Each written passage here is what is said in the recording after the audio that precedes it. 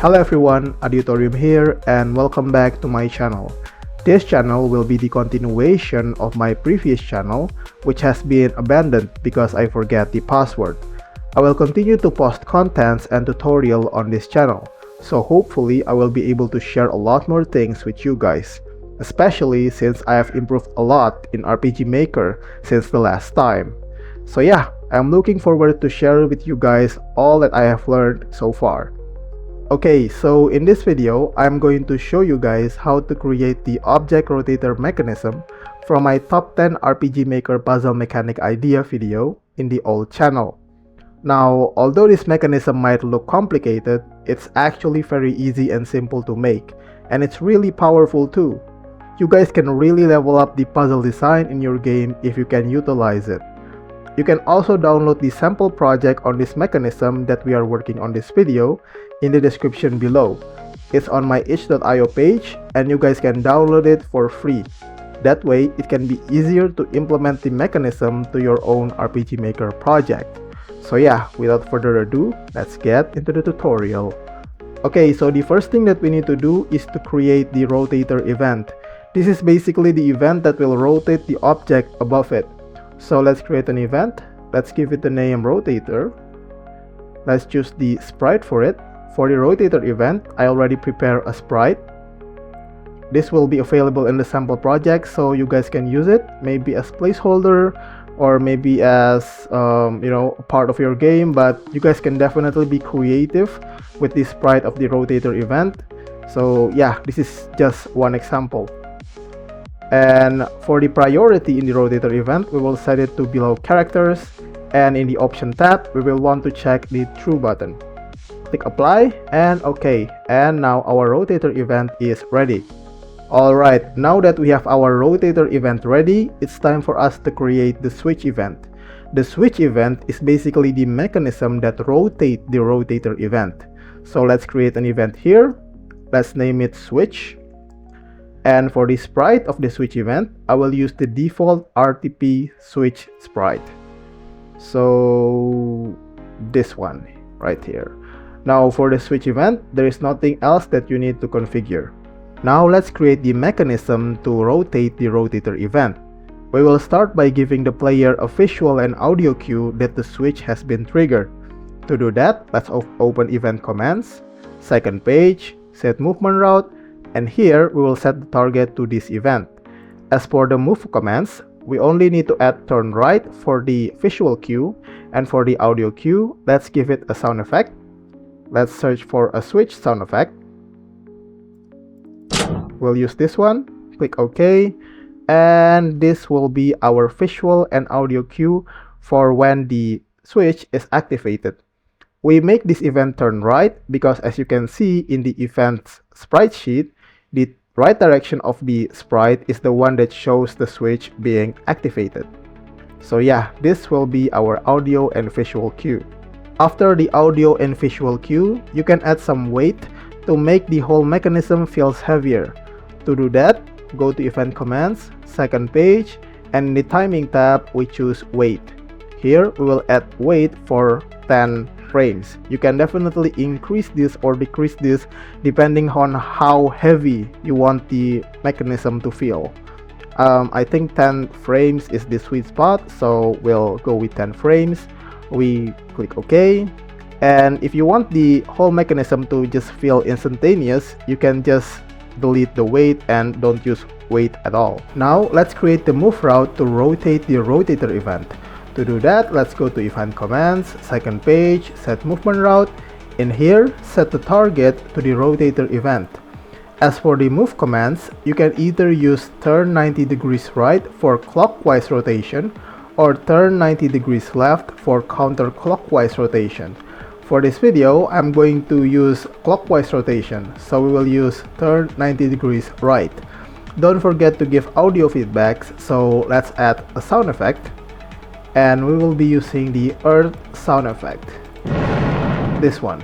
Let's reduce the volume a bit. Click OK.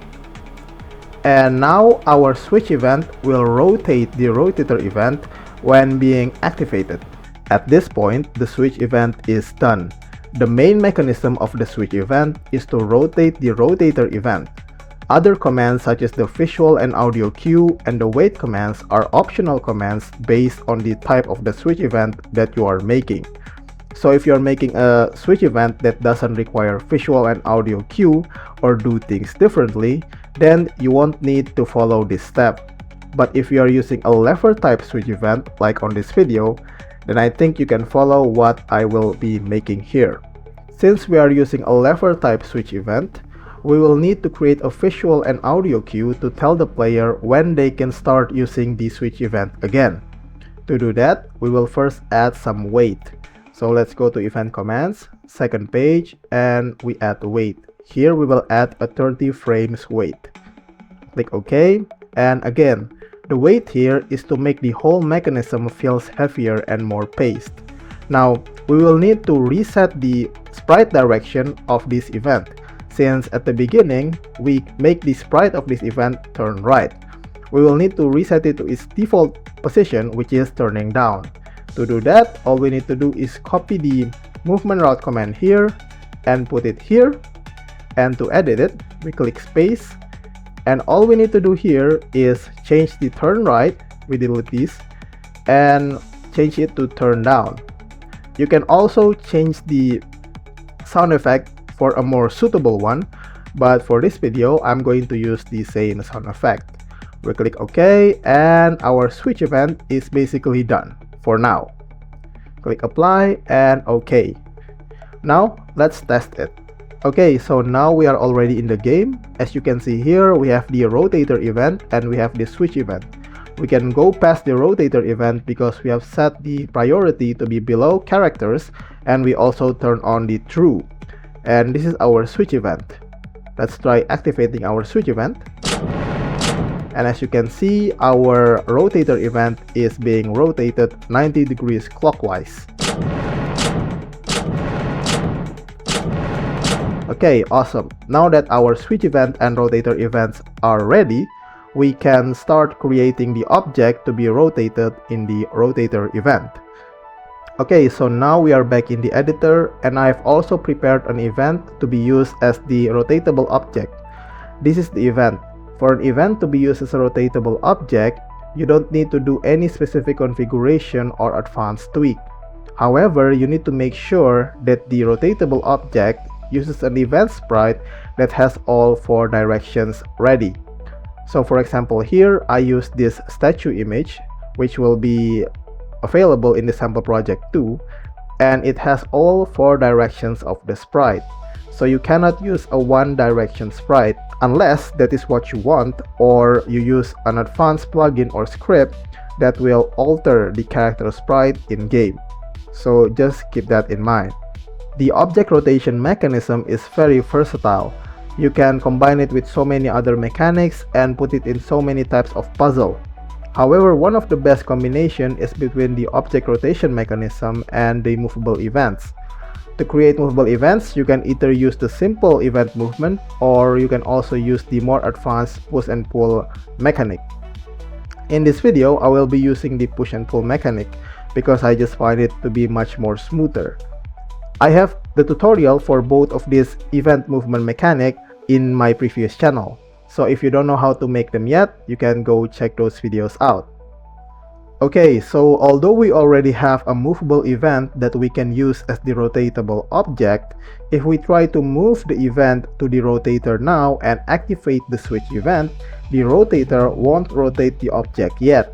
This is because we haven't created the system to detect and also rotate objects above the rotator. Let's test it first. Now we are already in the game. Let's try moving the movable event to the rotator. Now that the event is already on the rotator, let's try to activate the switch event and rotate it.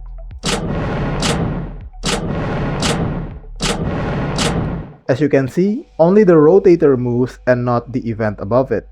To make it also rotate, we will need to create a system to check whether or not the event is above the rotator. Okay, so now let's create the system to check if the rotatable event is positioned above the rotator event. And that checking will be done on the switch event. So let's open the switch event, and on the main part of the switch event where the rotator event is being rotated, we will add a conditional branch. So let's open event commands, conditional branch, go to the fourth tab and use the script conditional branch. For the script that will be used, it will be this script. This script is used to check the position of the specified event.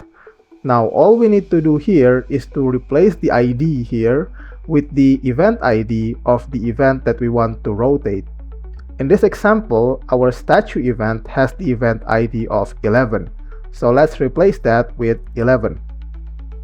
Now, for the X and Y position, the X and Y position that we will need to input is the X and Y position of the rotator event.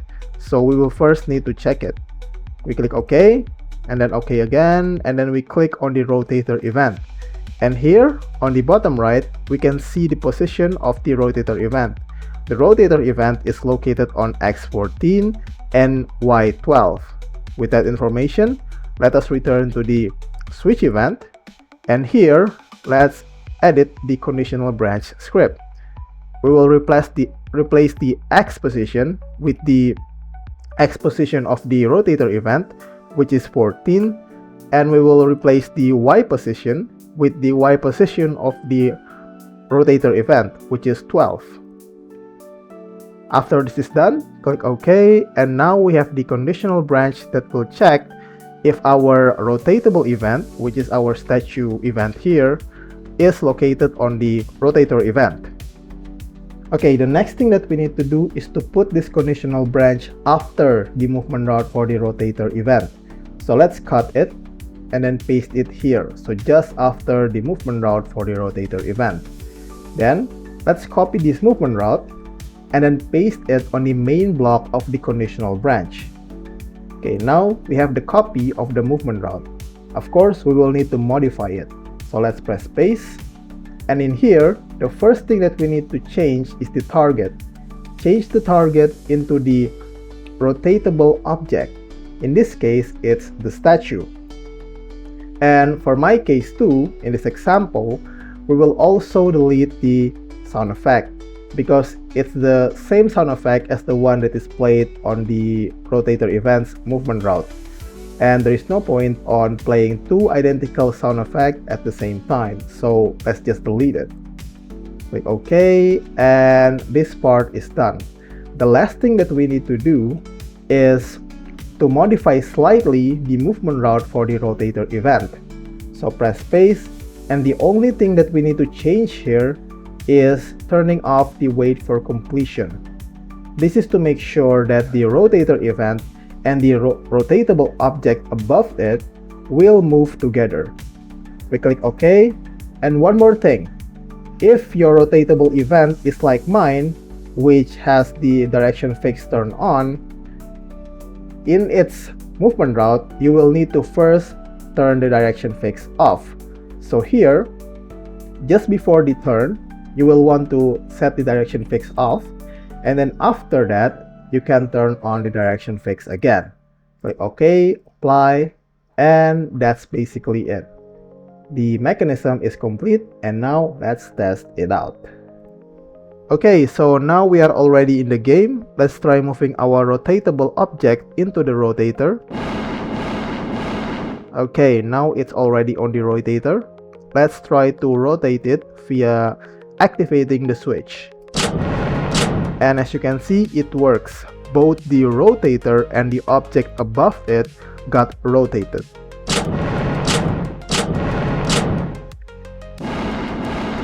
So yeah, the object rotation mechanism works well. Okay, so the mechanism works well. Now, if you want to add more than one rotatable object, it's actually very simple. Let's try it. So let's copy the statue and put it here. Let's name this second statue. Okay, so there is no changes needed on the rotatable events themselves. All the changes will happen on the switch event. So let's open the switch event. Now, all you need to do is to just add another conditional branch. Every conditional branch in the switch event handles one rotatable event. For example, this conditional branch handles the first statue. Now we will need a second conditional branch to handles the second statue. So we can just copy this and then paste this. Now we have two conditional branches.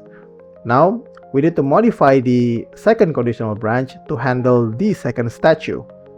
There are only two things that we need to change. First is the conditional script call. We press space, and here all you need to change is the event ID. Here the event ID still refers to the event 11, which is the first statue. We want it to refer to the second statue, which is event ID 12. So let's just change it to 12, and that's it. The rest stays the same. The second change is, of course, the movement route. We press space, and all that we need to change here is, of course, the target. So we change the target of the movement route into the second statue. We click OK, apply, and that's it. If you want to add another, like the third or the fourth rotatable object, then you only need to repeat the same steps. We click OK, and let's try it out. Okay, so now we are already in the game. Let's try this statue first. We'll move it to the rotator, and let's try to rotate it. As you can see, it works. Now we will try with the second statue. Let's move it to the rotator, and let's try to rotate it. And as you can see, it gets rotated. So yeah, it's very simple to add a new rotatable objects, right? You can add as many rotatable objects as you like. All you need to do is to simply add a new conditional branch that will handle that rotatable object. Okay, so let's create a quick simple puzzle out of this mechanism. So let's create a treasure event. We right click on the tile, quick event creation, treasure, and let's just set the reward into 15 golds. Now I want it so that this treasure will only be able to be opened if the first statue is facing right and the second statue is facing up. To do that, let's open the treasure event, and here we will create conditional branch. Let's open event command, conditional branch, the third tab. Here we will use the character direction condition. The first character, of course, will be the first statue. And for the directional condition for the first statue, I want the first statue to be facing right. Click OK. And our first condition is done. Now we will create a nested condition. So we will copy this conditional branch and then paste it inside this conditional branch.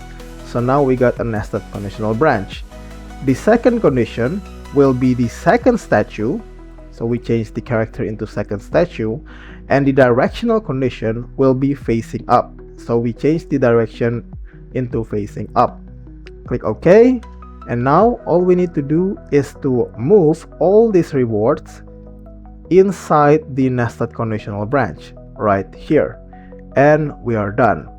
Click apply, OK, and let's test it out. Okay, so now we are already in the game. First, let's try to interact with the treasure. And as you can see, we cannot interact with the treasure at all because we haven't fulfilled the conditions to open the treasure at all. So let's try to fulfill that condition. First, we need to set the first statue into facing right direction. To do that, let's put the first statue into the rotator first. Now let's rotate it so that it will face the right direction. Okay, so now our first statue already faced the right direction, which means the first condition is now fulfilled. If we try to interact with the treasure, it still won't open because we have only fulfilled one condition, and it's a nested conditions, so it requires the second condition to also be fulfilled before we will be able to interact with the treasure. So let's fulfill the second condition, which is to make the second statue face up. So let's move this second statue to the rotator, and let's rotate it so that it will face upwards.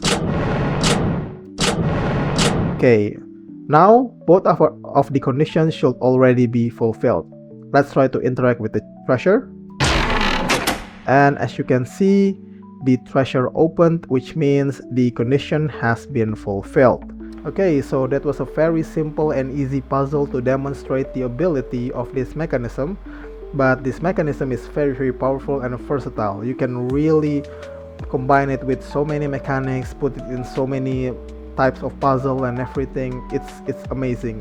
Be creative with it. So yeah, I will also put a more advanced example on this sample project, so make sure you check it out.